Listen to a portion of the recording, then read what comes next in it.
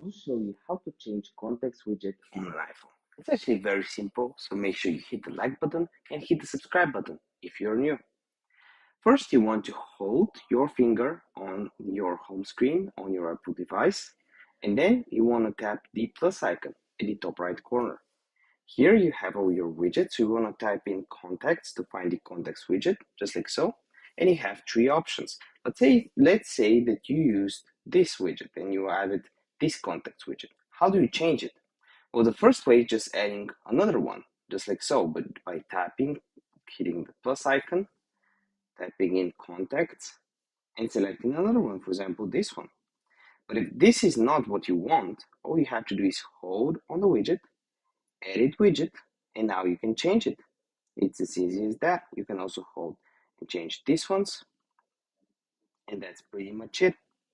If this video helped you out, give me a like. If you still have any questions whatsoever, let me know in the comment section down below, and I would love to help you out. See you next one.